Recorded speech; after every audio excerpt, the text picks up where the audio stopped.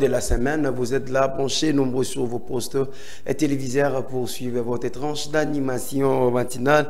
Je suis certain, vous avez compris vite que le décor a changé, le décor est devenu une autre chose. Ça s'appelle l'ingéniosité de M. Timambiavan ensemble avec toute son équipe, M. Merli, Ndongala, Fidel Abedi, pourquoi pas aussi à John Kalunda, Maïli Sanganiwana. Vous avez compris que le décor a changé. Vous êtes sur S Média TV3, vous êtes toujours aussi S Média TV3. Vous remarquez qu'il y a un logo qui est derrière moi.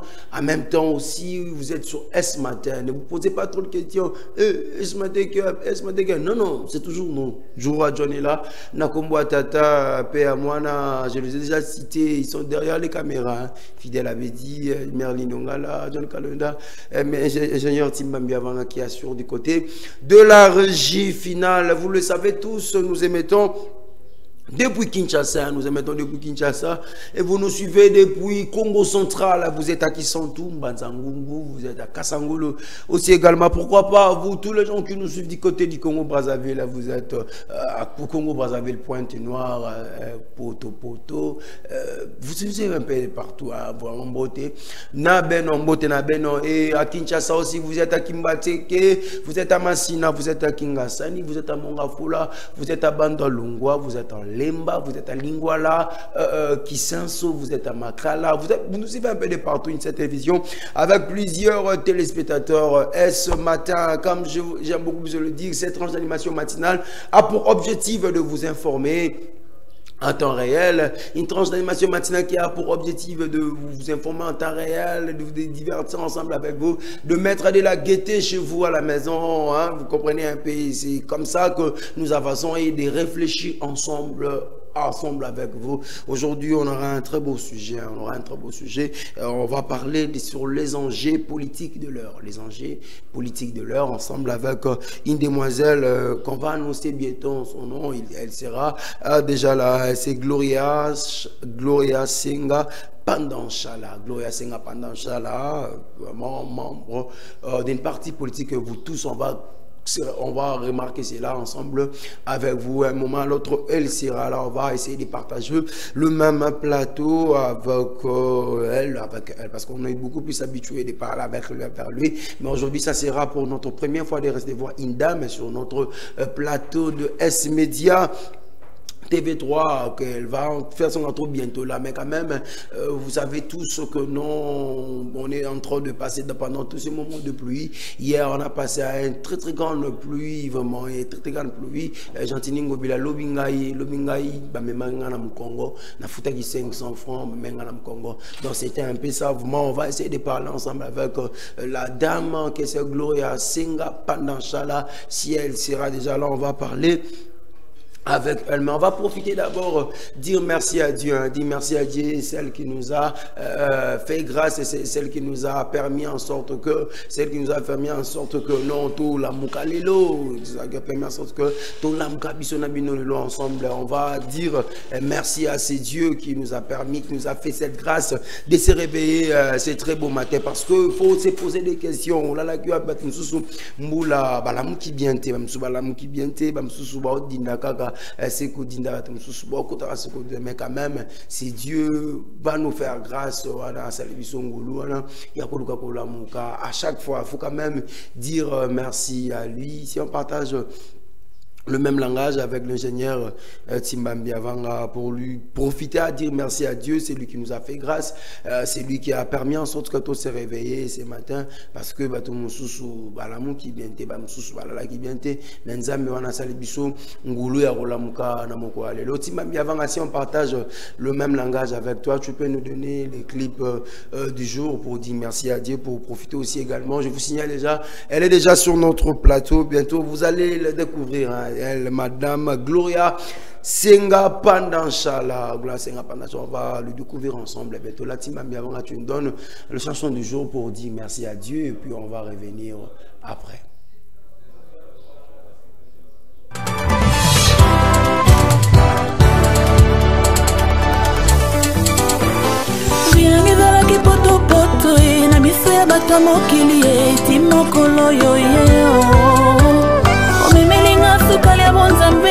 obongisi vinangaye nafuta yo nini yo retour papa binanga ezalaki tombola bwaka ye na miso ya bato ya mokili ye ti mokolo yo ye omemelinga sukali ya bonzambe obongisi vinangaye nafuta yo nini yo retour papa etaleli na ye esali ye te batalanga mbala mibale sukoli kombo na nga Jésus etaleli na ye esali ye te batalanga mbala mibale sukoli kombo na nga Jésus nga bamemelanga deuxième regard nga balongolanga basoni ya vie nga bamemelinga 1+ na vie vraiment nakobosana te nga baefasa tableau ya vie na ngai ye nga nakota na shima ya nzambe nga bakotisi nga banyongo ya bolamu papa nakobosana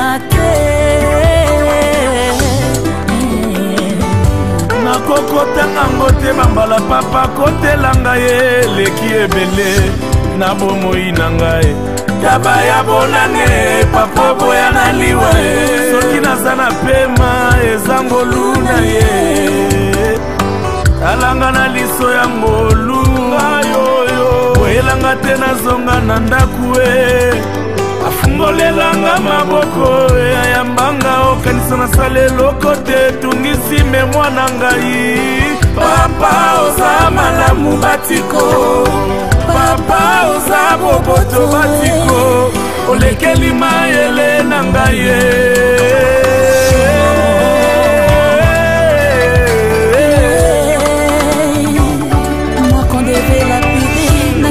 bato ebele odefendre ngai mpe okomi histoire na ngai ya sika ye nga bachangea stati ya vi na ngai nga bakoloranga na couleur alola ye nakoma ya yo. Il a effacé l'acte dont les ordonnances me condamnaient et qui subsistait contre moi et il a détruit en les clouant à la croix.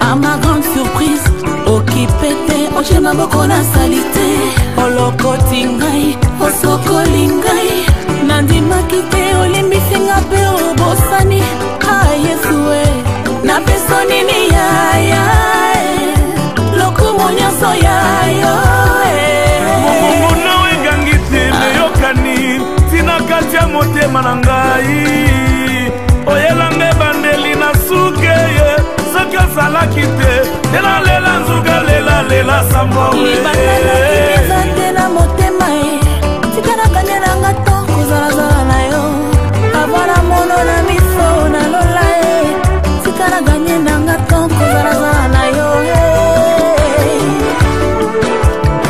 Merci Jésus, tu l'as vraiment fait pour moi.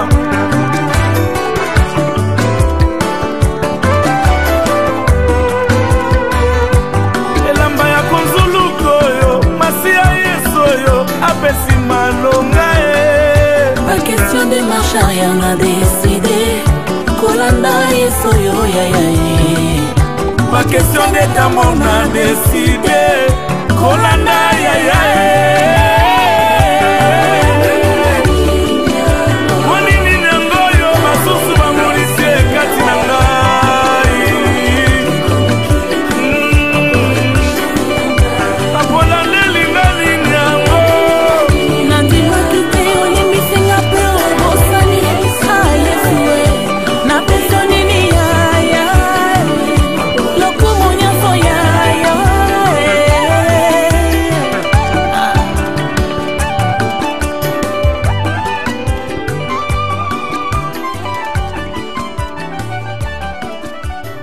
Voilà, merci Timbambi Avanga pour cette très belle chanson qui a fait plaisir à tous les fidèles aimables téléspectateurs de S-Media TV3. Pourquoi pas aussi à tous les amoureux des S ce matin, que demandent les peuples, les enjeux politiques de l'heure. Allez déjà acheter vos crédits. Benga Mouninga la Moussa Mouninga, bougez, c'est pendant que non,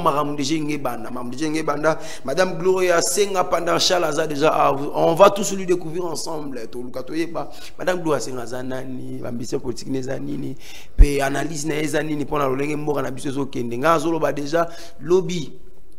Na on li solo ba dindaki na sango. Na on ba dindaki mutadindaki na tala ba tinda biso ba video na ba téléphone tala mutu ko to adindaki. Mais lobby nga ba memenga na mukongo. Jatini ngobila lo ba memenga na mukongo. Lobby na victoire to siska bula to kitangai na Merlin donga to ko mara placement bu na tali na be chaussure na tia na makolo. Mais 500 yo raso muto me manga yo mora la betinga ya umuntu ba 500 pesa biso chaque samedi to sela ngoni salongo sunga tali bon temeza mamba salongo na pesi bato ba buka na oseka. Donc aujourd'hui Madame Gloria Senga pendant Chalaza na tourner kobeta masolo sur les enjeux politiques de l'heure. Pour l'instant, on va attendre un programme et la journée à l'élo. Kendo t'a crédit. La Moussa Mninga, l'Obana Ia Kato participer à l'émission parce que c'est qui nous réunit ici, c'est l'amour du Congo. Les Congolais toujours réunis biso. Ah, so Madame Gloria, c'est Andimia, c'est déplacé à qui nous n'a pas décidé c'est le Congo. So ngala lam qui n'a tombe pas biso no kana ngola na ngai pina. Là n'a pas pour na lam qui vient ensemble mamsusu. Mais si je suis venu ici, c'est l'amour du Congo. Merlin Dongala si il est là, c'est l'amour du Congo. Timba Miavanga John Kalunda, même notre boss qui nous suit depuis quelque part, M. Stéphane Kalonda. C'est l'amour du Congo, comme j'aime beaucoup plus le dire, S-Media TV3, c'est une chaîne que vous prenez, valeur patriotique, une chaîne que vous prenez aussi, surtout pour l'événement, surtout. Quand même, nous sommes là pas pour des insultes, nous sommes là pas pour mais nous sommes là que pour dire la vérité. C'est la vérité et avant ça Mboko. Mboko est dans la vérité, Bamion se dira bien. Madame Gloria Senga Roloba nini lelo. Madame Gloria Senga Rofongola nini lelo. Ndeli kam tuluka to yeba les enjeux politiques de l'heure. To kendo électeur aux alate. Sore Rosala, nani sengeli ko pesa sous mandat mususu, nani sengela zo mandat mususu, to ko bon lelo a. Moi je suis en train de vous assurer que vous ne serez pas déçus ce matin. Parce que particulièrement je connais bien la dame, parce que bino bolgabo découvrir lelo. Bolgabo ba likanisi na ezali nini pona mboka na biso Congo. Likanisi na ezali nini pona avancement mboka na biso Congo. Ni kanisi les années boluka pour découvrir ensemble. Je ne sais pas si l'ingénieur Timbambi avant peut me permettre en attendant bon c'est la biso programme la journée na recevoir déjà madame ou ça la biso bien ma casse pour pas que les spectateurs pas comprendre déjà ba banane tout ça déjà na plateau Gloria Senga pendant ça na biki na miso barumbu de Jésus rotinda musa koini. Il faut se poser des questions. Faut mituna motuna ni esengeli ko sala pona mboka na biso. Est-ce que ba politique nde bango nde ba ko kitsa mboka na biso na libulo na wakaki mosaya na za mboka zolo ba politicien monta ko changer mboka ya solo. Est-ce que Madame Gloria Senga na mamba ko apporter na politique mboka na biso? Est-ce que ngana yo tuzana na tongwa lelo tuzana mamba ko apporter na politique mboka na biso? Na changement mboka na biso ko lo. Nani sengela ko mema changement na mboka na biso. Nani sengela ko mema moi lo lengi na malamu na mboka na biso. Puis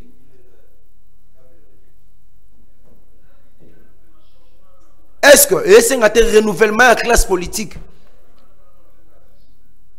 Est-ce que senga te ko luka ko tsaba tu mususu ba ko kam? Est-ce que senga te ko luka ko mema va mususu na gouvernance na mboka na biso?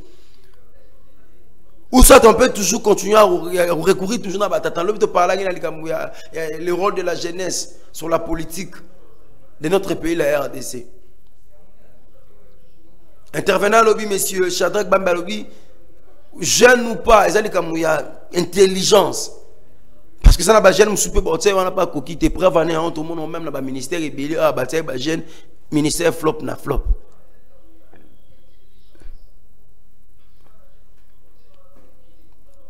Est-ce que Bankanisio madame Gloire Senga au pesa na tongo lelo. Et qu'on apporter un plus dans bord na biso. Le numéro est là 091 0046 266. Vous allez nous appeler, participer vraiment à l'émission. Tant au fond la téléphone pour participer à l'émission. Naïbida bomo mitu na bakeso mais John azolo ba mingi bwende ni juru wa eza problème nini la kiza biso madame Gloire Senga to mona bo mona madame Gloire Senga kami.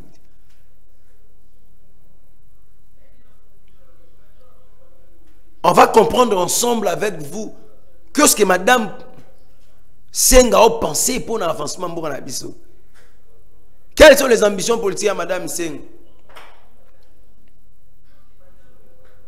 Nini ezo Senga pour l'avancement de la biso. Est-ce que le président Félix Antoine Tshisekedi Tshisekedi a reçu mandat na? Permettez-moi de voir le programme pour ne pas me pousser dans la maloba mususu esengeliti. Est-ce que le président Antoine Félix Tshisekedi a reçu mandat na? On doit se poser des questions. On doit se poser des questions. Au moins, on est facile, fidèle. Est-ce que le président Antoine Tshisekedi a reçu mandat? C'est ça des questions qu'on va commencer à se poser à chaque. Non, il y a des gens qui sont allés avancer.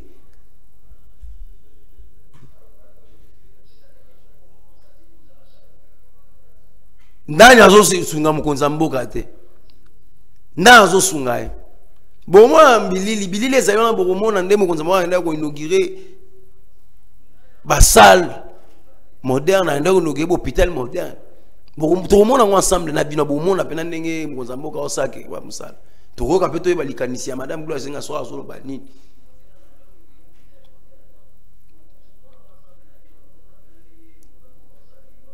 Il faut se poser des questions. Quand il y a une année électorale, est-ce que l'élection est rosale?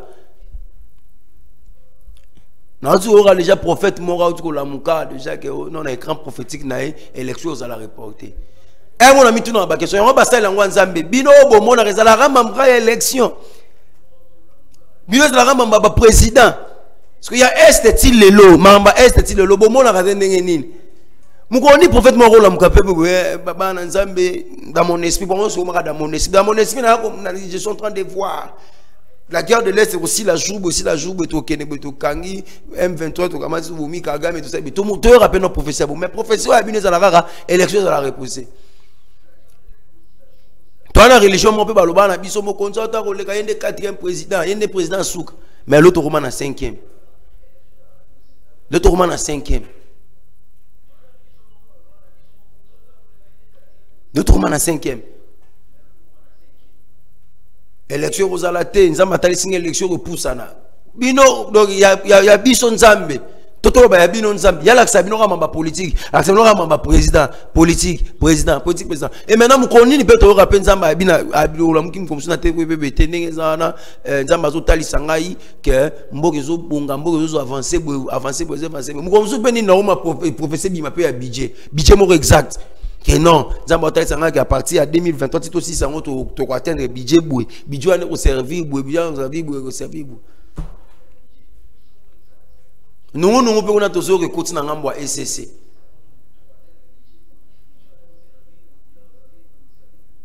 Nous, on peut écouter dans le côté à RC. Dodo Kamba, na batunaï. Moukunape, na batunaï. Il semblerait $100,000. Il semblerait, à ce moment conditionnel, $100,000. Nanya Melina Nimbongo. Nanya Melina Nimbongo. Nanya Melina Nimbongo. Nanya Melina Nimbongo. Soki ya solo zali kama Nanya Melina Nimbongo te bon aussi bon bino basala nzambe bobe bana po ani ali kama mbongo. So biso to faire na l'église biso kolinga mbongo za cupidité kolongola bolingwa mbongo mon frère lingana no nzambe selana no nzambe surtout ba musicien église sora mega pasteur ndeni faut lukulanga molomo bwana mon petit tika mama mbongo selana no nzambe faut servir Dieu comme il se doit oui à servir Dieu comme il se doit mboko yosko papa bobeba ina ba dodo kama ndenge nini dodo kambo beba ina ba na kisusu Albert Kakenza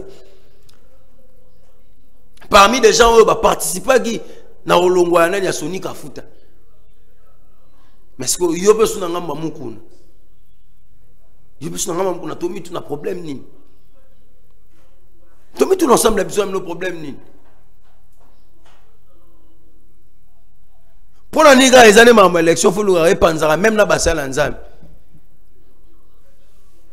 moi na no pétage à l'égard lo bara oh ayebi gatika kozwa mbongo ya ancien président Kabila te aya alega na TV to sani débat quand dit toi tukala mona moko te alega na télévision donc to romilo ba même na basala nzambe babi ke soto pusani na tango oyo eza tango pour to kapison to kato se faire l'argent ngazo tsamnora mungu na mnone na lobaki lobby c'est madame Gloria Senga ramasser ba bloc rebelle a Nous avons déjà piste à Neni, nous avons crédit pour intervenir dans l'émission. Au commun, nous avons participer à l'émission. Qui peut apporter le changement dans notre pays? Est-ce Madame Gloria Senga va apporter quelque chose? Le changement pour la biso. Parce que moi si pas Christelle Fouanga, Madame Gloria Senga, Musika. Christelle Vouanga, ina TV, baba cheme bele sur la lelo.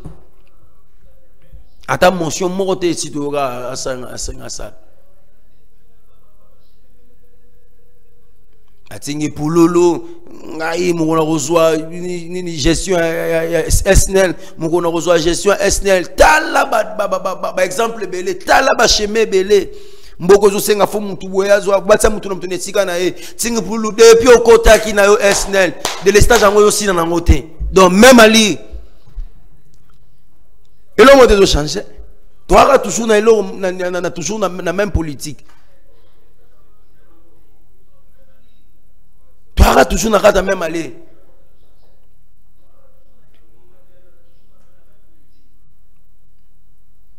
celui de l'estage le moment bakati no coupure générale, coupure major, coupure lieutenant, coupure oui, chose grave même si est-ce que mon konzambo ka opandara courir ko kendeke.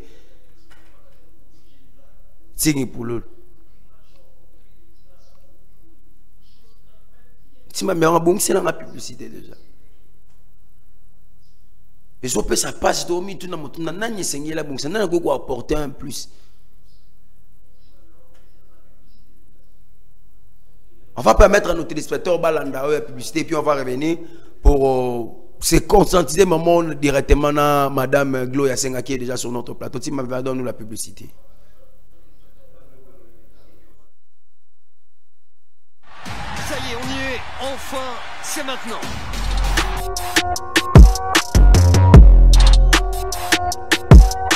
Erling Haaland, le phénomène norvégien. Rudiger, la tête. Et le deuxième but. Sadio Mané. Et l'ouverture du score. La fête est totale. C'est magnifique. Tous les matchs, vous ne raterez absolument rien. Et l'ouverture du score, la voici.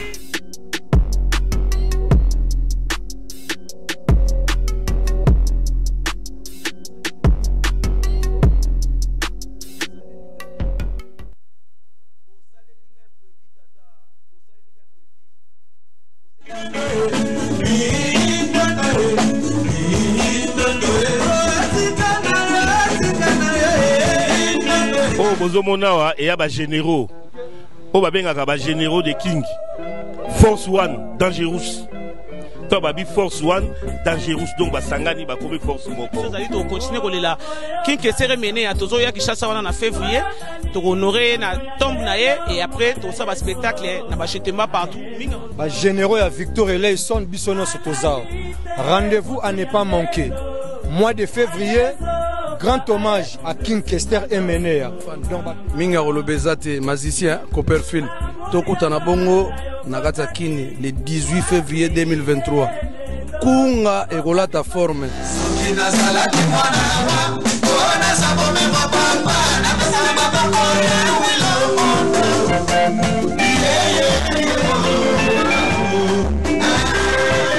Tokutana le 18 na Kinshasa na Shentemba parce que bien affilé beaucoup ka basebene autour ezalaki na longue histoire na Zénith beaucoup en live.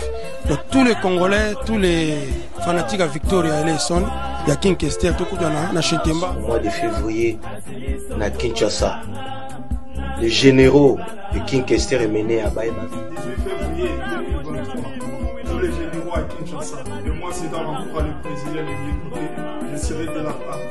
Tuzaroyaga, Bazavita, Dragon, Imana, Mazembe, Rozonze, ça commissariat, Braza, Kinshasa, Angola, Tokoma. Les 10, les 9, les 13, Toké, les Laviers, les 18, toi, dans le village chez Temba. Ming toi bon concert format mais bon hommage à papa na biso King Kester et certes na batutu balinga biso toi équipe organ complet aussi répétition donc à l'autre continue quoi mais au koi batikio délégation nyon sezana kin poto so obeta le 18 na Chetemba donc tozo ya pona prouver mais tozo ya to l'axa to démontrer musala au père na biso atigela biso. Special guest High Priest Safroman Zangi Lima Safroman King of the World. Invited by les généraux de King Kester. Tozoyaga en février, le 18, on a chez Temba. Tosengaga boye belé. Et certes, tozobele la banakini. Soko moni bateto ya wa biso toleka ko soutenir les généraux nenge ba petit bazo kene bakini quoi. Donc on a le ngwana ba petit kini boya ebele na aéroport. Melomania atari wambi mela campe et surtout je dis pour nous ça toujours mémoire naé donc ya mbalo ngana zo kita pena pour nous commémorer donc mbalo pena donc il faut kita ya mbalo yo donc mois de février 2023 la vidéo qu'on a confirmé présence dans la Kinshasa au mois de février donc premier concert na biso au beta la Kinshasa au mois de février et là les 18 na Chetemba. Nous avons invité Batmion sur la mélomano, la bonne musique, la musique à Gito. C'est moi. Oyo kabina kinchwaka ne mambo elekela munika donc soutien biso tout na kati ya donc to soutenir ka ba petit la biso famille donc mouvement ya mo.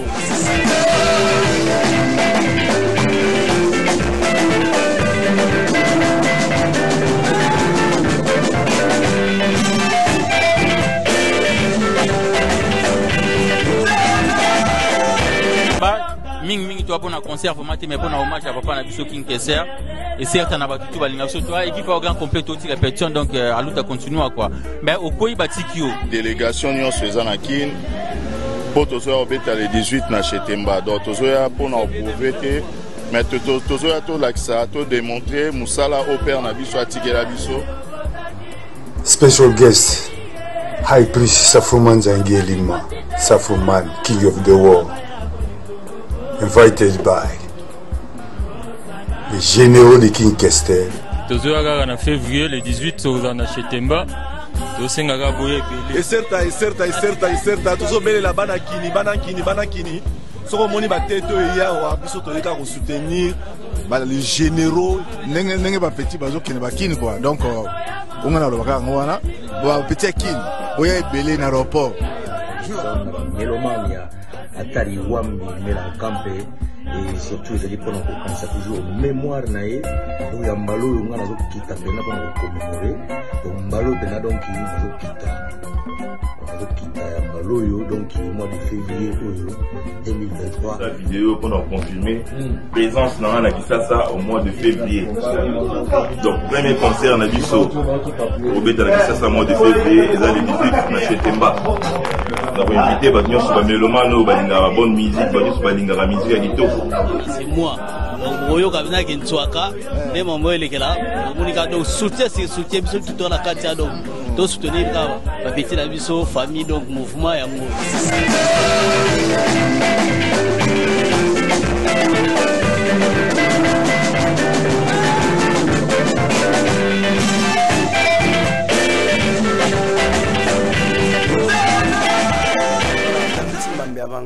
autres pages publicitaires pour nous permettre nos téléspectateurs et nos partenaires sur S-Media, TV3, pour propulser toujours les produits plus grands événements comme il s'agit de Zalaka. Vraiment, on aime beaucoup plus de le dire que non, il faut contacter le service commercial, le numéro est au défilé, n'a pas de vos écrans, parce que S-Media TV3, c'est une chaîne qui est là pour propulser, pour nous accompagner aussi également, grands événements, nous autour, il y a le Lengue Nyonso, il y a Mania Nyonso, nous sommes là pour vous accompagner aussi. Également, je suis certain, ça fait plaisir à plusieurs fidèlement téléspectateurs de S-Media TV3. Tu peux me permettre, il y a invité Nabiso, il y a Tongo Alelo. Comme je l'avais annoncé déjà au début, Madame Gloria Senga est déjà dans notre plateau. Que je profite directement à lui dire bonjour, Madame. Bonjour. Bonne santé. Malamu pe makasi malgré que moi tango mingi to yaki na poso tout joyeux mais Madame Gloria Senga on dirait no mwana te nini kaka bon naza on janvier 2023 donc année outi ko banda voilà naza on makampenze bati makampenze donc c'est d'ailleurs makamdo banda qui déjà pe déjà nanga munayo ah oui makambo c'est banda non banda kala mambe banda non kala mais ce que bandi peta ya sulu awana janvier 2023. Voilà, 2023. Madame, en tout cas, Madame Musenga, Ponda Chala Gloria, tout ce qu'on a déjà entendu, Madame Mukemke, tout profiter que tant à ce que Zali, programme na biso oyo. Il y a mon colo, il y a l'élo, déjà que non, à partir de 5h juste et 5h10, on avait passé à la transition.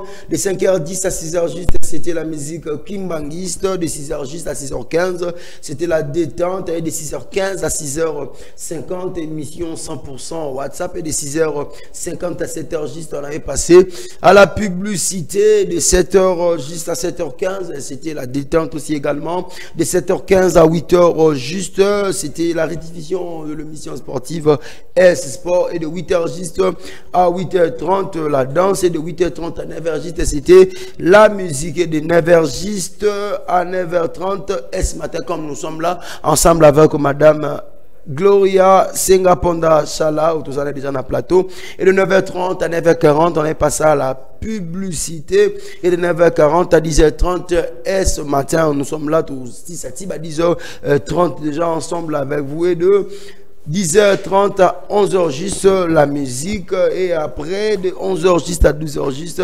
documentaire animaux, et de 12h juste à 12h45 émission tout solo l'analibo présenté par Joël Molongi, et de 12h45 à 12h50 la détente musicale, et en même temps de 12h50 à 13h juste la publicité, de 13h juste à 15h juste cinéma pour des gens qui aiment beaucoup plus regarder film, on s'est diverti dans le film. S-Media TV3 est là pour vous accompagner. De 15h juste à 16h10 musique religieuse, et de 16h10 à 16h20 la publicité, de 16h20 à 17h30 S-Story présenté par les pasteurs Aaron Famba, de 17h30 à 18h30 des animés pour nos enfants, et en même temps aussi des adultes qui aiment beaucoup plus regarder ces films, et en même temps de 18h30 à 19h05 émission 100% WhatsApp, de 19h05 à 20h juste émission de la musique, et de 20h juste à 20h10 la publicité, de 20h10 à 21h juste émission le savoir, et de 21h10 à 21h15 on passera à la transition, de 21h15 à 22h juste émission tout sur la Libota toujours Patrick Molongi Joël, et de 22h10 à 23h20 S-Story, de 23h20 à 0h juste nostalgie, de 0h juste à 0h10 la publicité, de 0h10 à 2h juste cinéma, et de 2h juste à 3h30 la musique, et de 3h30 à 4h juste documentaire, de 4h juste à 5h juste musique et concert. C'est ça notre programme de cette journée, comme je l'avais annoncé déjà au départ qu'on a remis nos programmes pour mettre tout le téléspectateur programme na bango ndenge zalaka ndena bandelo babino tout ça déjà na Madame Gloria Senga. Madame Gloria Senga pendant chala tous années déjà tout tourner sur son verre et tout Madame Gloria Senga azali nani auti wapi. Madame Gloria Senga actuellement une femme politique, mais aza na parcours aza na histoire nae. Gloria Senga Aza d'abord militante. Il y a première heure. Donc, il y a première heure, il y a Génération Nangaï. Bateau vraiment je suis parmi Bateau Babundaki pour la démocratie, pour l'alternance. J'étais jeune à l'époque, j'étais mince, on a mené des actions, on a combattu pour ces pays avec amour, avec abnégation. Na fougue sur la jeunesse nazaki na. Alors, na banda ba parcours na ba Lusha. Lusha ezali mouvement Euta na Goma. Après à Kinshasa, il fallait faire appel à une certaine Gloria Senga. Donc biso to parmi bateau to vandi sara masola Lusha na Kinshasa. Et ils ont parmi toutes les raisons et ça là que ba kananga.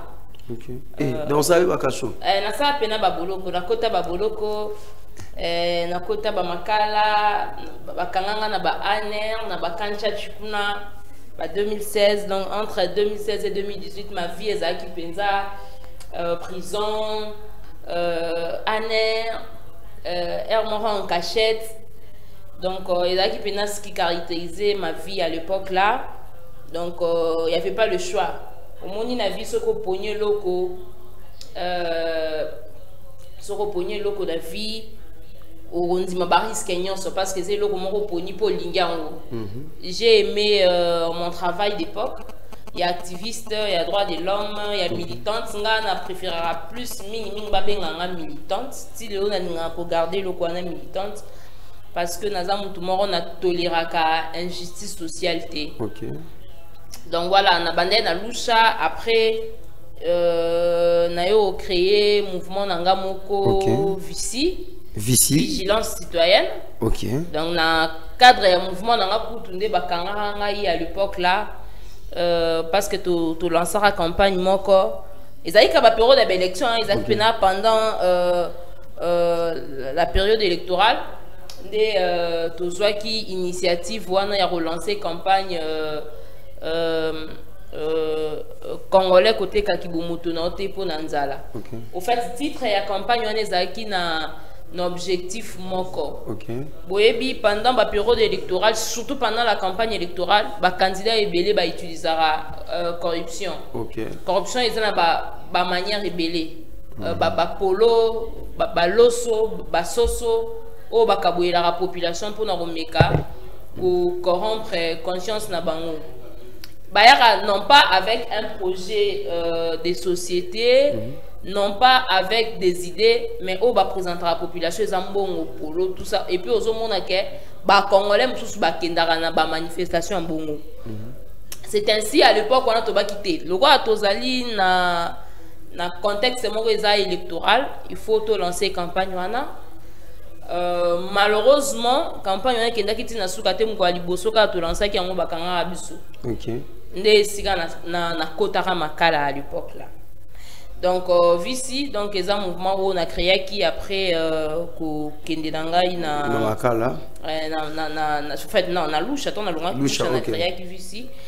Donc, c'était un peu ça. Et à ce jour, je suis femme politique parce que Naza n'a pas ambition et a repostuler. Donc, on a déjà ceux qui battent sur na Kinshasa, ba omo na ba banzela mususu ke na barumbu moi affiche mon koezawana o nazo benga ba congolais normalement so kepe mupandia malweka romona que nazo sensibiliser toujours ba to ça la activité na biso pona ko sensibiliser ba congolais. D'abord il y a bas s'enrôler parce que c'est un devoir civique ko voter, c'est un devoir civique. Donc il y a un ba congolais mususu ba rosa ya moi olala mais biso to zuma musala wana il y a ko mobiliser ba congolais. Donc à travers l'activité na biso. Alors madame Gloria Senga, vous parlez na mokoti prison banya entre jeunes. Alors tant au mikoti aki moi c'est tout le bonbon la lingala na famille bana lo banini pe na yo moko ko banga wana ezala ki te pe ni bana ko motiver au penza ya ozana lito na makati ko comme kota na profondeur. Bon, on a vraiment famille nanga, eza famille moko o na sepela nango, mon père paie à son nom, moi outa otika biso na début année 2022, magistrat Edouard Senga Katako, abanda qui vraiment pour encourager ngai. C'était un homme de droit, papa nanga sali 30 ans de carrière en tant que magistrat. Donc, il est mort en fonction, président et tribunal de commerce à Mbujimaï. Donc, il était un monsieur qui aimait ses pays, il a servi ses pays, et voir sa fille, Kokota na Maramboualito, et fierté pour Naé, et malgré les risques, Abandé a encouragé, même pour na maman nanga.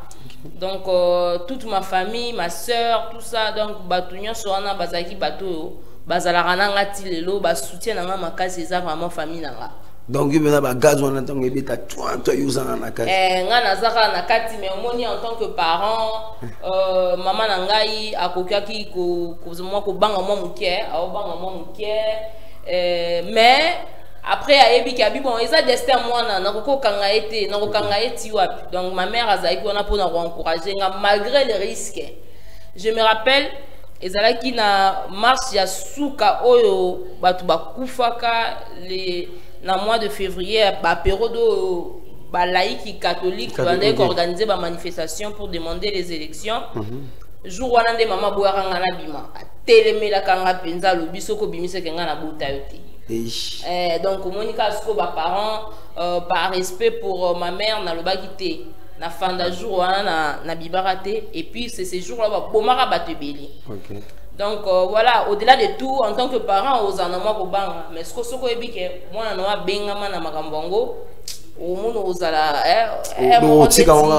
otala kaka bon atende kaka.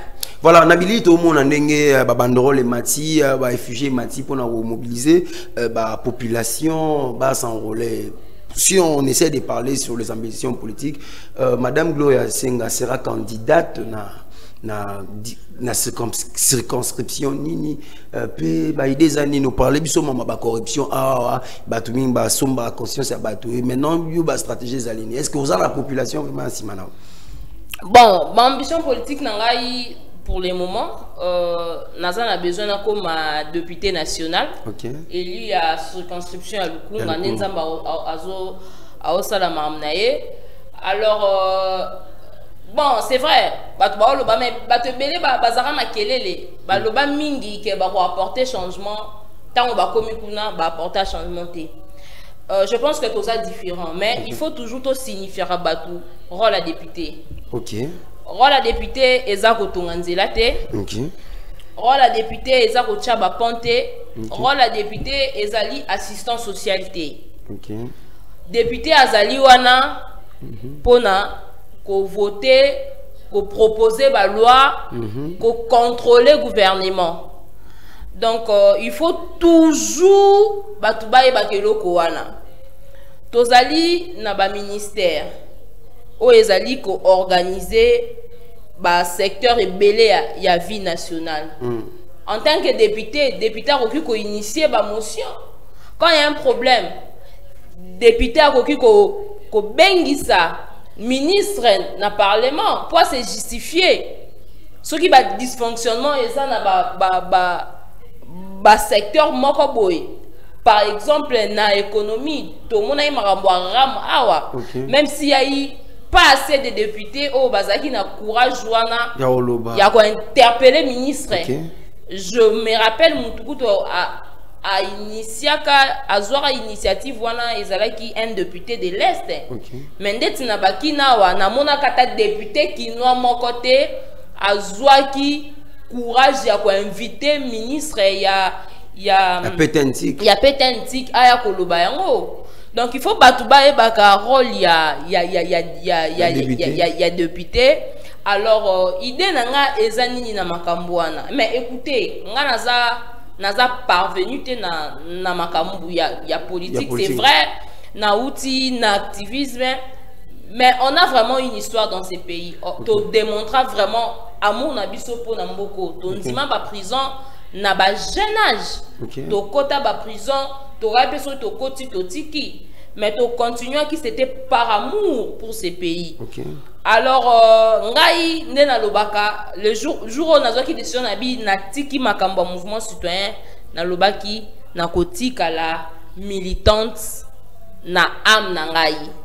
C'est-à-dire âme militante, même si demain ou après-demain na koti parlement na ko tolérera jamais injustice sociale, na ko tolérera jamais population lila. Aussi longtemps que moi j'aurai un mot à dire dans le Parlement, je parlerai toujours pour la population congolaise. Oh, quand on a bundé là, nazarata na mandaté, bah il faut se rappeler. Tant on a bandi ko bunda pour namboko na bande ko loba au nom de la population, nazaki na mandaté. Et bon au jour na na mandat. Mais na évité ndenge population bah donc il doit qu'il a raison ya opé sa gloire ya senga confiance. Otuna mutuna moko lobaki Gloria, est-ce que vous avez battu simana yo? Mais quand même, batu bazo croire na combat ya Gloria. Batu ba sepela kana na courage ya Gloria Senga.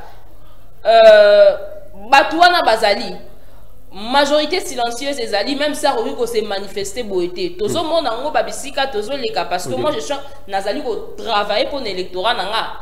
Ba descente nanga na terrain au premier sika mo bobi awa batu ba ebinga te me batu ba ebio ba rappeler le passé na yo. MCG mo mobilisation te mo sumbi di kwa ngana pesa mbongo te. Ngana pesa mbongo te, ngana zawana nazo mobiliser population, nazo rencontrer ba jeunes mususu ya barumbu bazo bakomi konzimela ngai banzimela nga déjà bamonanga bapebele bamoninga parcours nanga nde nazoya tina komi babite Gloria biso to peso ka moka koswa yo kende ka liboso. Donc je suis là nazawada pour la population congolaise na moni loko eko changer ngate ka nde na lobaka na bi je reste militante dans l'âme et je resterai.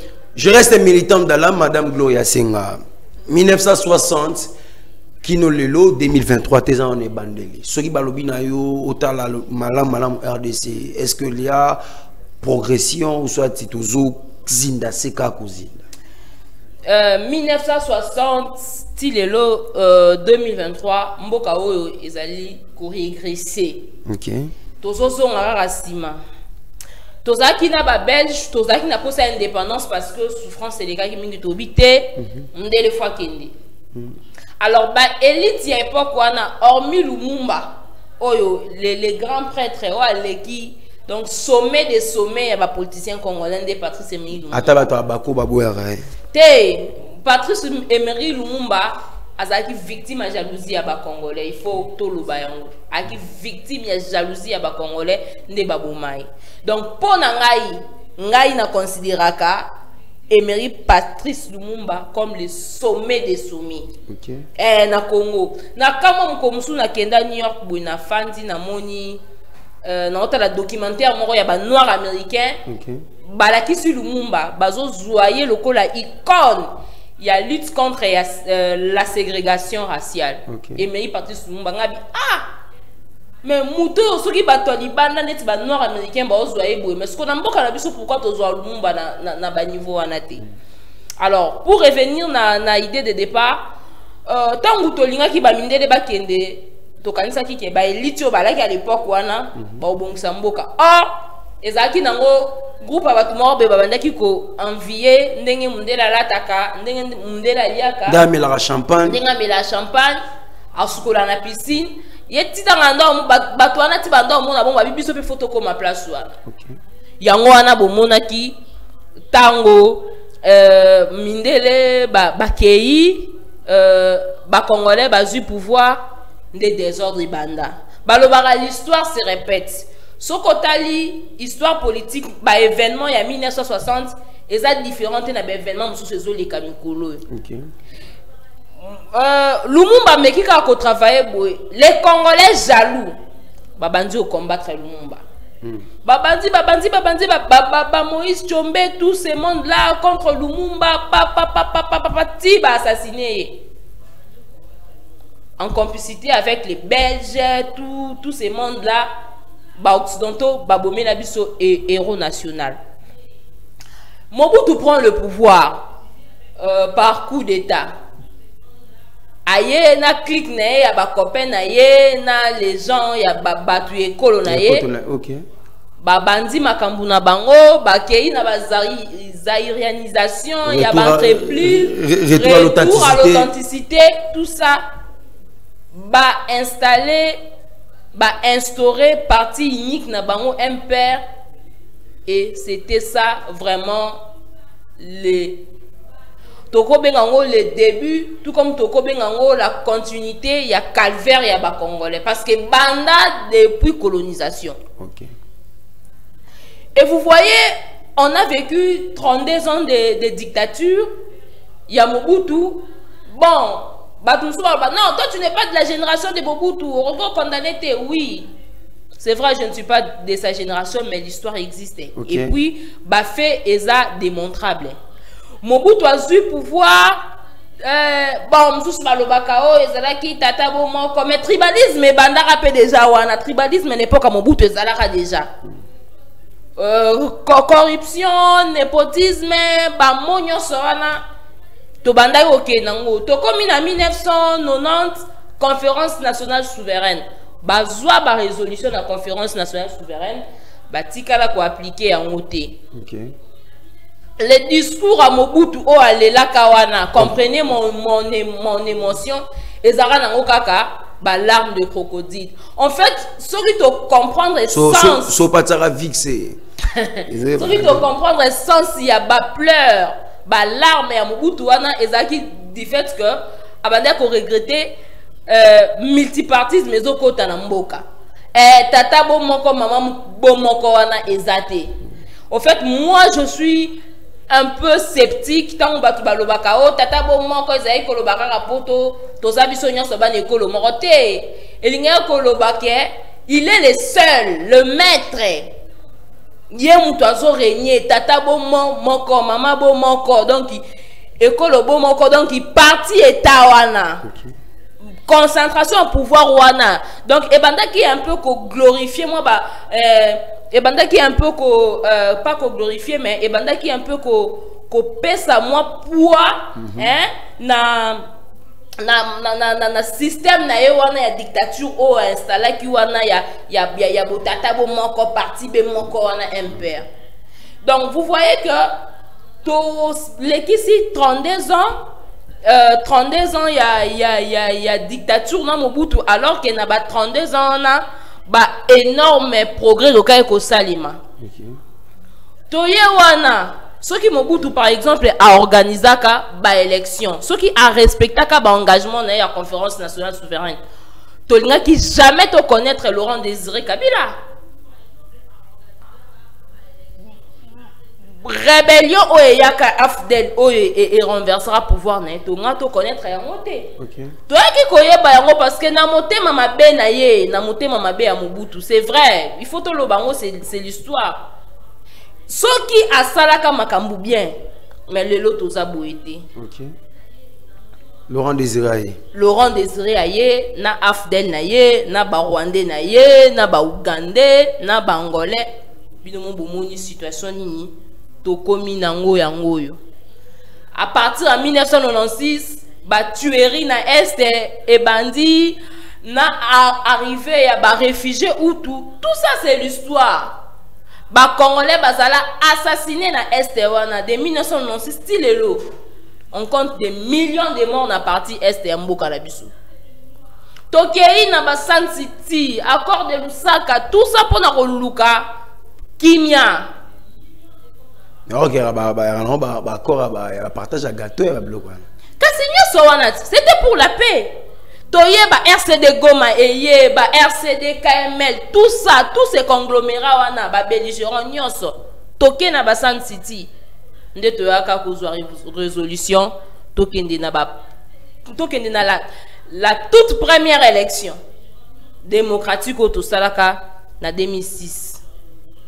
Au Tonzima Kawana. C'était simplement pour éviter que Moutou Azwa pouvoir l'issoussou par les armes. Tondima bisonyoso, tondima to vota la constitution que nous avons actuellement. To vota par référendum. Peuple andimaka. La Constitution est le 18 février 2006. 2006, ok. Tout ça pour permettre biso tokoma na état normal où vous avez les institutions démocratiques. Mais quel est le bilan dans tout ça? Le lot toza na 2023.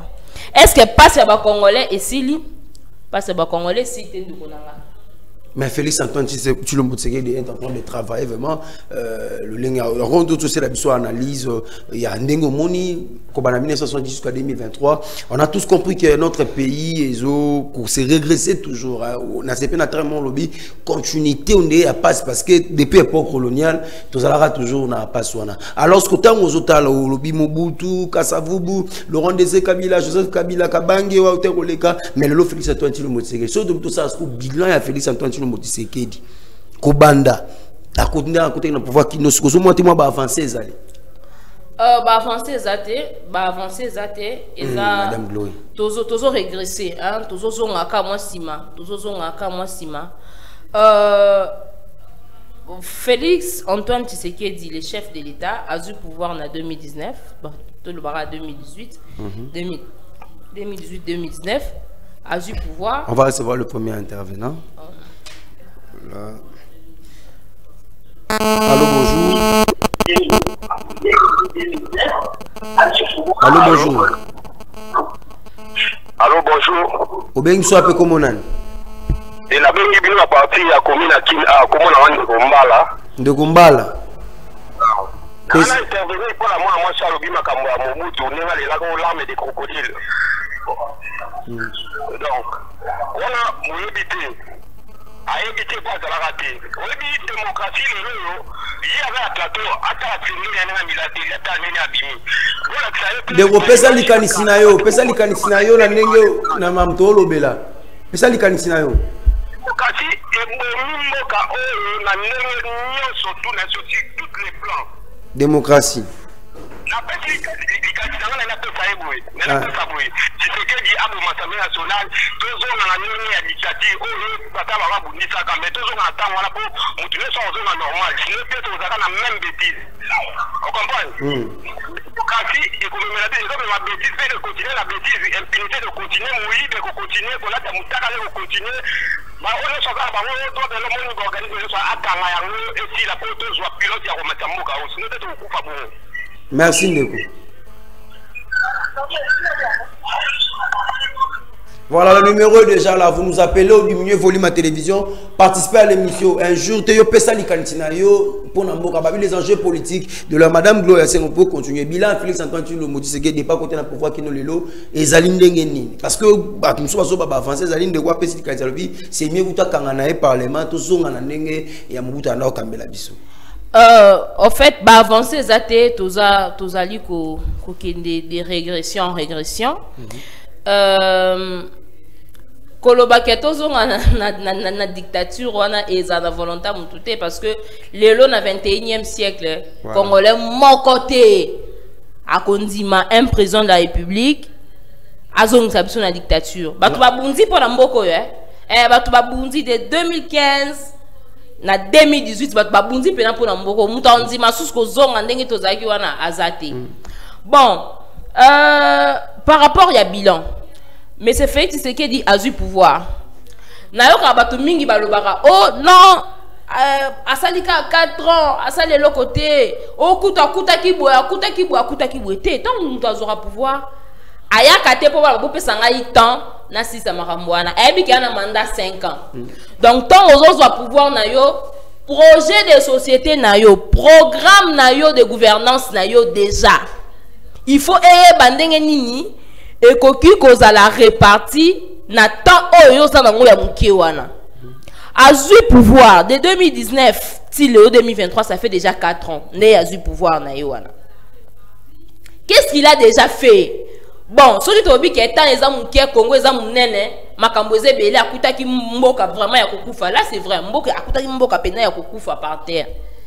Mais sikoyo pour yemo kutaloba mboka ese kufa nango mais sikoyo en tant que président sachant que Akanan a 5 ans, Qu'est-ce qu'il a fait d'abord? Oh, c'est au monde à l'élo que est vraiment au monde que Evre Oezali a Félix Tshisekedi. Mais tu m'as mis avant après ça sur photo on a salle moderne ils ont salement bon plutôt moderne ils ont salement côté il y a Kabea Kamwanga donc non mais il y a moderne et moderne. Il y a moderne et moderne. Comment se fait-il que Bobeng yango cyber? Bon, ce qui cyber, ce qui bureautique, moderne, tout ça. Tobo inabisoté. Mais botala, ce qui bâtit ba image na bot bino mo bomona. Donc bâtit ordinateur moko pour 2 personnes. Dala. Pourquoi la qui biso ça l'union sauté? On se plutôt. Yoga. Bino mo bomona nanu et pas na bango parce que il y avait époque moi comment koloba construisez chez vous. Comment qui pena moi concept mo ezaki créer mais botonga pas na bino. Mais ce ko ba pesi bandero na biso ya Kasai opportunité bo ke ndero tonga pas na bino tala marabu basali tala salle moderne. Bino moko botala salle moderne. Ne nous bipez pas s'il vous plaît, appelez-nous. Sans bipez sous déranger biso madame Glosenga. Quand même avancer il faut reconnaître en gros. Félix Antoine tout le monde sait que dit salle moderne cyber malamu boue. Il y a moderne et moderne. Nazo lobati, il y a moderne et moderne. Botala ordinateur, on a pas l'autre ordinateur on a Belgique kuna. Oh to benga babilokos, on a babilokos. Mais combien de milliers de mikuna mbambo okute bima qui peut pas tonga nzela wana? Tilégelo. Na projet Tilégelo. Depuis le président de la République a joué pouvoir, depuis qu'il a pris ses pouvoirs, a initié un projet Tilégelo. 100 jours. Ce qui va 145 territoires, on a toujours détourné. Donc, moi, je comme pas c'est détournement, ça m'a cassé. Bon, et puis, na secteur Nini, to projet Nini, Félix Antoine Tshisekedi, chef de l'État, a initié peut réussir. Gratuité. Gratuité. Combien d'écoles construites? Combien d'écoles construites? D'abord pour la ville de Kinshasa, des nouvelles écoles. Même des nouvelles écoles réhabilitées. Kabunda tonga ma école. Oh, mais on est pas œuvre personnelle. Est-ce que Ebima qui n'a cadre et projet moroboui? Qu'on se le dise. On a une école moderne. École moderne. Non, bon, ça n'a pas battu. Au bout de mbongo ya ram otolubaka mbongo aram. Est-ce que vous savez que 42 millions et bima qui peut pas tomber à université officielle à Mbujimai va détourner en haut. 42 millions on n'a pas tomber à université officielle à Mbujimai. Donc biso donc to tuna mbongo aram et kenda wapi batika lo yebisa bisoté. Tolalaka tolamuki betomoni madame Isabelle qui basa ozali beau-frère ya président de la République alobi mboko wanda koloba ya mwana nde bimaki poto tonga université. Mais ce qu'on dit balobaka ka le voleur volé ba yibaki mbongo aram po ba ke tonga université na Mbujimai nzamba sali pe buka bango moko wana ba détourner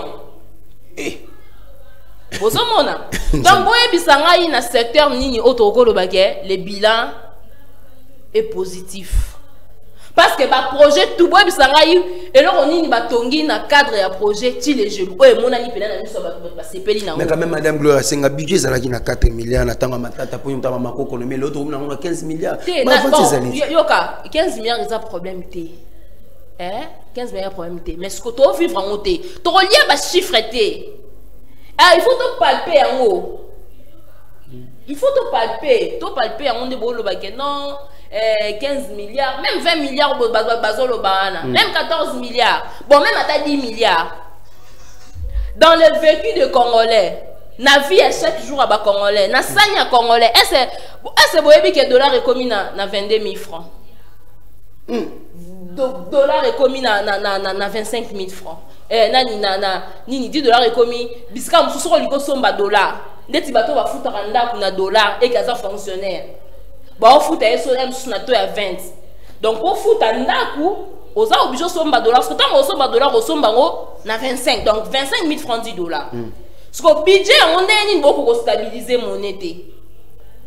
Pourquoi biloko ezalaka toujours ya omata to sentir eloko te bon so ba ko lo ba ke ba matise ba fonctionnaire salaire. Comment c'est la fonctionnaire salaire et un problème? Mais avec quel pouvoir d'achat? Il retourne à Wendeza Romata. Seigneur salaire mata, soldat sur Kasi il y a bien ça papa mon cher au bannière au somba 250 francs. Mi balé 500. Le lot somba on a 500. 500. Papa na roya ana somba papa mon choix. Le numéro est là, appelez-nous, comme il peut nous déranger. Somoni Rubenga, moi qui au commet son message, participer à l'émission. Madame Gloria Senga pour répondre à ma question, à ma proposition. Alors, Madame Gloria Senga, au tout cas, Madame Kebila, président Félix Antoine Tshisekedi, ils allaient chaotique, alors maintenant, qu'est-ce qu'il faut faire? Parce que il y a quand même beaucoup. L'élection peut me soucier. Bon, je pense qu'aujourd'hui, il faut passer à choix. Aujourd'hui, il faut passer à choix dans Bango. Est-ce que vous voulez continuer dans le régime où ils ont promettre tous les jours, ils ont promettre qu'il y aura changement? Est-ce qu'il faut ne pas voir ailleurs? Congolais, on va passer à choix. Donc, on va passer bilan. Voilà. Allô, bonjour. Obengi so ape komona na route Mokali papa tomola mo moto ko malam malam komona monsieur Clovis. Monsieur Clovis tindika ba plan ici na raja jour au jour transport badio ya senior ba te photo pour carte de l'été faut payer 3000 francs. OK. Est-ce que vous le lango to gouvernement au état de droit on va le lango te ga donc pour les droits ya congolais ba ko on a valeur té. Vraiment. Merci papa Clovis. Merci papa Clovis. Voilà. Madame Gloria Senga, nous allons continuer na proposition pour organiser l'élection parce que tu rappelleras d'élection nous le Clovis a bien mis depuis route Mokali lobby c'est ni kuna pour rejoindre carte de l'état faut 3000 francs. Nous sommes ba carte. Oui, au fait, il y a moi likambo o ya seni to banda lo bango banda kala que seni wana to bandi dans la genèse na ndenge ba poné la ki président ya seni eza ki bo. OK, déjà mabé. Eza ki déjà mabé. Processus il y a désignation, il y a reponé la président ya seni eza ki da mabé consensus ezala quitté. Vous pouvez toujours m'appeler et puis. Allô. Allô, bonjour. Ben, vous savez comment on a. Voilà. Ça crédit moi belé non c'est plateau ya mbabino mbalamu nyonso pour permettre à madame Gloria Senga à répondre biso malamu ando lo bela likambu ya seni processus ezaki déjà mabé et on ba pasteur pemi on ba tuko panzana les pour ambassadeur $1000 batela biso Denis Kadima. Ouais, voilà. Yo moko yebi ke ezalaki makambu moko organisé bon entre amis élection à président à Seni, moi clique mora batubaye ba poni président Seni. Et voilà, tozali maintenant devant les fêtes accomplies. Okay. Bon, na président à Seni o pona qui de manière consensuelle ba partie prenante nyonso participer qui na processus wana te donc moi bato moko boyeka kande basangana ki baponier mais lelo tala ndenge tozo kendele est-ce que ça va nous permettre ya kozoba bonnes élections toto bando kende kaka de chaos en chaos botala nanu na koma côté mamunde ko wana lobby to tala nanu ba carte d'électeur o tozo ki pour la toute première fois pour les premières élections organisées en 2006 avec Malou. Bota la bakarte otozwaki na Ngoy Mulunda, bota la bakarte otozwaki na Corneille Nanga et puis boya bota la bakarte otozwi na Denis Kadima. Allô, bonjour. Allô. Bonjour, ben so pe comment nan? Na bengi bino na ipen comment na Jonathan. Ndeko Jonathan, tindika ba plante au cas.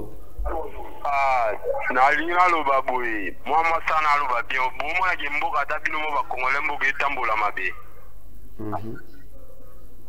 mboka etambola mabe ba konza mboka ba sala eloko te dollar ya mbongo na biso te ezo mata donc par rapport à quoi donc mboka etambola mabe normalement moi masana lo ba mbasolo madame conseil la biso makamde to ta la théâtre moyombe gauche obeni au moins on dit to ana mboka na biso te donc alo ba malamu on va konzambo balwa alors pour mon colonel neti c'est pour des paroles au gouvernement batia oyo ata incapable a lo baso ma mabe l'émission passe on a ngala lobile mais yakana bakanda ya payant. Ah. Merci. Capable. Moi ça na album malam.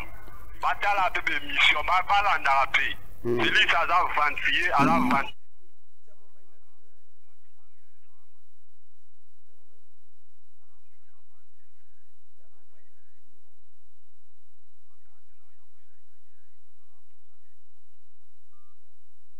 Ndeko Jonathan, ça moi na vino ko benga ko sala insulte te pesa likanis non mais Jonathan a loué intervention na yo madame Gloire Singa bat ba osomba ka bakatabi na ko mona pelo lengi bakata ozo kende kasi yango na banda ko kendele na idée wana c'est-à-dire que bozo mona ba élection ba préparer des chaos monsieur Denis Kadima ensemble na gouvernement congolais bazali ko préparer chaos bazo préparer l'élection démocratique qui était transparente, qui était crédible. Bah n'a pas sa crédibilité.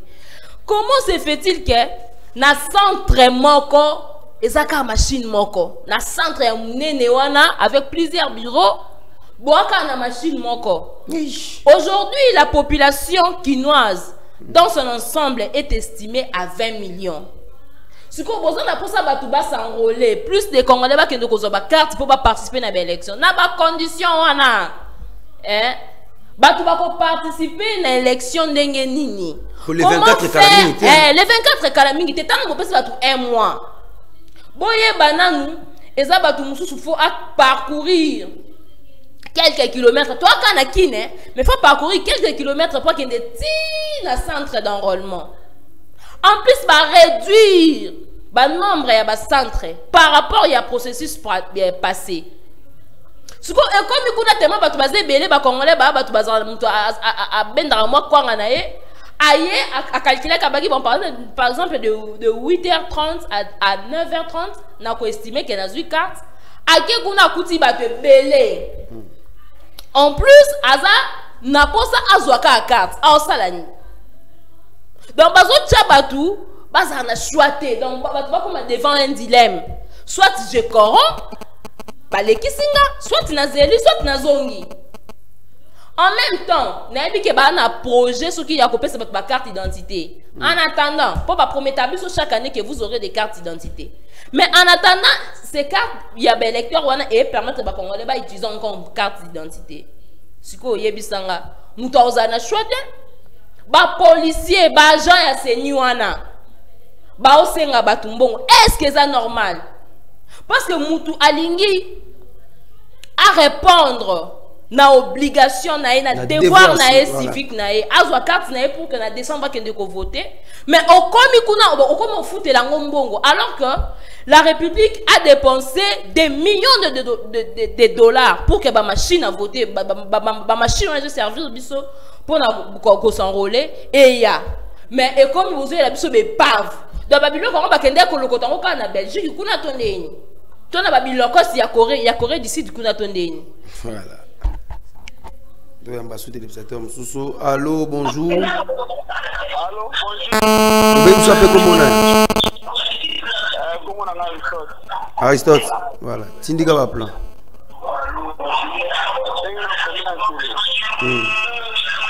dis-moi pour ma télévision tu malam malam en tout cas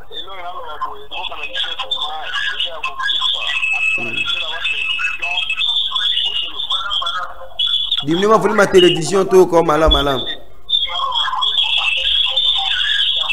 voilà d'autres que le malam malam ou bengi biso dis-moi pour ma télévision tu s'éloigner devant poste de télévision nous poto ko bien pour Tindika pena ba plan malam malam madame Gloria Singa autre que le balikambo ya identité. Est-ce que moi ceux qui babi basé la carte d'identité pour la belle élection moi on dit élection aux en pété.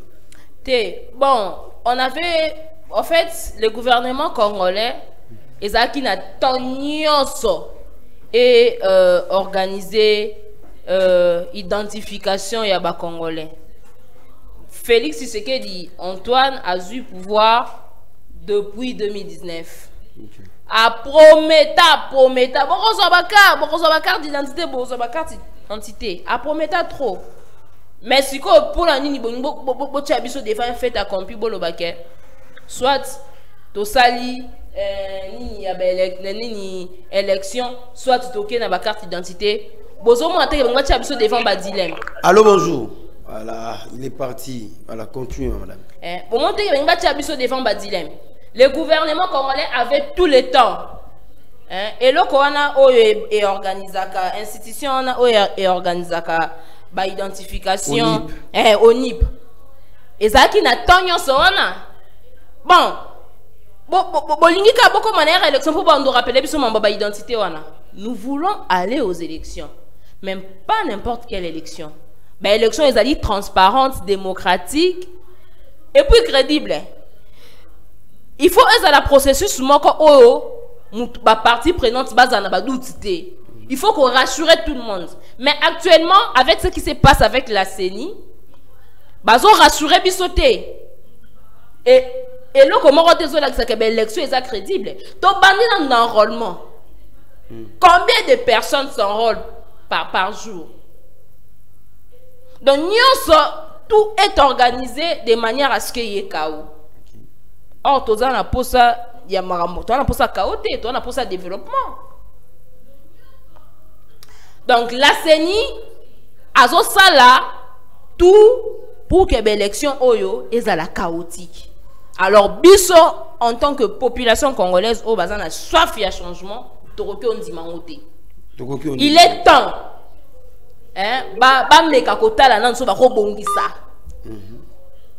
Il est d'abord mécontent de Madame Gloria Senga Pandanchala, élection et salema, et à la transparent, et à la crédible. PPRD, vous avez motivé pour nous rejoindre au cadre de la terre. Mais et maintenant, ce qui est tombé que le lot, président Félix Antoine Tshisekedi a doublé mandat parce que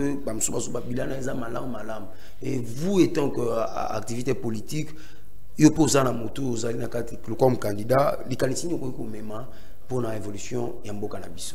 Bon, moi, naza prophétité, naza bateau téléspectateur, voilà, tout respecté bango. Allô, bonjour. Allô, bonjour. Allô, bonjour. Bonjour, monsieur. Voilà, Tozo Kobeng Sope Komonan. Voilà, là. Ramali, tout ce qui est quand tu as téléspectateur Moko, tout ce qui appelle Moko, pour te permettre tout comme déjà vous chuter. Madame Gloria Senga Malobesa Soupana. Ouais, voilà, on a un prophète c'était pour Naloba que a doublé mandat tout est. Le lot adversaire, il y a Félix Antoine Tshisekedi Tshilombo, ils allaient bilan naé. OK. Bilan naé, donc ndé erosa la cœur a doublé to a kende. On a tout un bâti de téléspectateur. Allô, bonjour. Allô, bonjour. Allô, bonjour. Alors, ben soit peu comme on a. Allô, bonjour. Ou ben soit peu comme on a. Bonjour, chef, on a bien une commune en télé. Voilà. Pesa ni kanitsina. Comment on a mis ça, ça bien en commune en télé. Ah, pesa ni kanitsina. Allô, people. Élection, tout le monde en clarté. Madame n'a pas carte électorale en boka na biso. Est-ce que beaucoup de gens sont au pouvoir? Oh, ça veut dire que va pas du côté. Boka to biso que peut ba to so ko de mo boa dire. Ba ngo ta mo biso ba cherche no to ke ba to tane ba le ka. To se pe na mote. Quand c'est le to lundo zo ngo ko pesa na lumbongo. Ni police ko na ka to sini ba sa ba ta se ni wana. Est-ce que ba de la na ba bongo na ba peri musu se da ka pour na kongo wa. Merci de Aristote. Voilà, nous sommes vraiment fauchés par les temps. Tout s'est décidé, tout katana, tout souka boina appel. Solingo komeli biso em suna souka to zali baku. Ya botanga ne nous appelez plus, to kani téléphone, tout sur la to comment chité. Na madame Gloria Senga, vous pouvez nous écrire à la fin on peut vous lire madame Gloria Senga Malumba ezongi nanga monayo na likani se banda ko pesa déjà. Ouais, donc ndé na banda la prophète parce que ouais, ndé na banda ko lo bana ko za prophète mais tout ça devant ba évidence. OK. Est-ce que bilan il y a M. Félix Tshisekedi de permettre à doubler mandat? Non. Non. Congolais n'y sont conscients à que M. Félix Tshisekedi a coquille jamais que doubler mandat naïe parce que na minute tout le monde a besoin de candidat président de la République tout le monde aura bilan. Ah au sol on a bilan naïe. bilan de loba papa projet tu le gelo o la ki ba promesse c'est belé Timbatia mo photo na tomona bena misale malamu bon mona université mbujima iso pesa beaucoup l'accès bon mona évolution ba travaux donc na mikolo oyo na ndenge makambozo kende les peuples et moraza conscient a omona si mais c'est ce que dit akoki ko doubler mandat to akokite donc bilan na ekaka tout en so ba candidat président de la République te Fayoulou nani Moïse Katumbi tout ça total à kutu bangote des pères et des mères des pères et des mères on les a faux débat to tomber dans ngote ba to ba bossa na raté pourquoi to zala na constitution to comment la constitution na 18 février 2006 pourquoi ba rébellion salema na mboko ba to ba bossa na té donc ba lukate ba pesa ba tunsuso ba luka ko tia kao na mboko yo raison ba zo isika au côté là. Parce que déjà, actuellement, tout le monde est en train de dénoncer le discours de haine. Il faut pas avoir visionnaire. Ce qui s'est passé entre 1998 et 2003-2004, dialogue intercongolais, il y avait une partie des Congolais au Bazala qui exclut la gouvernance en Mboko. Et parmi les raisons, il y a agression en Mboko par les armées étrangères. Donc, ça n'a histoire. Parce que les gens que vous voulez exclure, et personne ne voudra que l'Ongolais ait droit à Congolais. Madame Gloria Senga, Félix Antoine Tshisekedi, guerre à Est, qui aime quand même avancer Zali par rapport à avancer Zali, Tozali ko régresser. État de siège, ils ont réussi. État de siège, Zali échec. État de siège, Zali échec. Peut-être aujourd'hui, Kagame est le frère de Félix Tshisekedi. Il faut qu'on se le dise. Monsieur Kagame est le frère de Monsieur Félix Tshisekedi. Ba signé na ekutu. Ba contrat, ba accord. Ya win-win. Boyoka ki bino moko conseiller privé Fortuna Bisele Maramba Lobaki. Pesa biso carnet d'adresse, mais la biso investisseur, biso to ana ba minéré. Donc comment un président de la République d'un si grand pays comme le Congo, avec ses énormes richesses nationales, peut aller négocier avec le Rwanda, un petit pays, pour pas payer un carnet d'adresse. Ça doit faire mal, ça doit nous révolter, mon cher. On a conseillé à la président de la République dans le monde. On a dit que fake news day. Interview, il y a conseiller à président de la Fortuna Bisele. Fortuna Bisele, au alobi ke tokendaki a pesa biso carnet d'adresse. Kagame. Donc a commis anapi pour aller la biso investisseur. Ce qu'on va voyage junior so ya monsieur Félix Antoine Tshisekedi. Et apporter la biso nini. Plus de 250 voyages et même la biso nini. Bambon nyonso ane bimara na ba voyage wana lelo ko komo yebisa biso ke bokenda ki pa Kagame pour aller la biso investisseur. Au moins que beaucoup ça ba congolais et ça li passe ndeko tika na sisa makanisi nanga et ça li passe. Le Congo n'a jamais été autant humilié. Ndenge toza humilié aujourd'hui na régime a fait Tshisekedi. Kagame a lukela biso ba investisseur. Et ça soni, c'est une honte. Il faut révolter les Congolais. J'imagine Makambo sur que à l'époque ya Kabila, il y aurait eu des manifestations graves.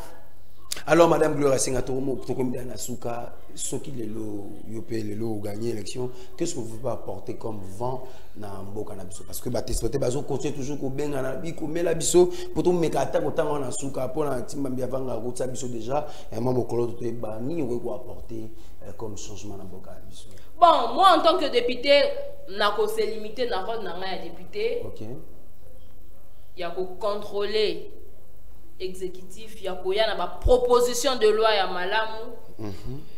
Na parlement être la voix de son voix, parler au nom et pour le compte du peuple, défendre les intérêts de la population congolaise, particulièrement la bana Lukunga, il y a bana Malueka, il y a bana Barumbu, il y a cité des anciens combattants, Ngai Gloria na Rosalawana pour défendre les intérêts na bango. Donc nalingi na cité na lombango na lombangu donc eza maloba nanga suka tondeni maloba nanga ya suka ezali que je serai là pour le peuple, je serai là pour défendre les intérêts de ma population et je resterai une militante dans l'âme. Population congolaise bana lukunga ba s'enrôler massivement pour bazwa batunde tibiso na parlement wana bango ba omona tous il y a différents autres à apporter pour que changement et quota. Voilà, merci Madame Gloria Senga, militante dans l'âme. Voilà, tout le temps, quelques messages rapidement. Président Lobaki Congo et Koufa, est-ce que Oyo Tozali Komona Lelo na enrôlement Ezali ya kose quoi Congo Tokunda yango lisusu moni ba pasteur ya Congo ndenge ba pona kadima botala déjà ba conséquences. On les a un téléspectateur comme biso, vous étiez vraiment nombreux à nous appeler, à nous écrire. Attends au fond le téléphone, bobenga qui est belé ba msusu bo continuer toujours ko benga siko. Nous sommes arrivés vraiment à la fin de cette ans d'animation qui demande le peuple, les enjeux politiques de l'air, nous étions là ensemble avec Madame Gloria Senga, nous c'est déjà même candidature pour la circonscription à Lukunga, PSP message na base nyonso ya Lukunga, Maluku, Malueka, Barumbu, bo s'enrôler, tout le bateau, commune sur la circonscription à Lukunga, bo s'enrôler, pesali message malgré bako foot, ça biso 3000, 2000, mais un toko baka toujours qu'on s'enrôler, on s'en la penza, merci na yo Timbambi Avanga, vraiment merci na yo Timbambi Avanga pour na mayele talenga teli bisolo ko mba mo samba senga me comprendre ni tozoloba. Merci na yo mwana mayele Timbambi Avanga, na yo pe Merlin Donga lwazaki na sima ya caméra, merci na yo pe Fidèle Abedi na John Kalunda. Congo ne mtesangisi biso ti Madame Senga yao eza pona Congo tinga na zoloba na bino eza pona Congo tolinga Congo lega nyonso e ozala malamu mingi lobi tokutani solobi pona de onyo ni mona biso semaine to mona ni na mikolo yozoya. Yo, you bad man, Zuba. Make your money like Money, oh, money. Ebe nakaba enemy. Souci, oh, souci. Paninga le lobby, nemi an lobby. Bonga na vie, oh, mona. Ba vrai face au bateau. Ba ose qui sont au tala.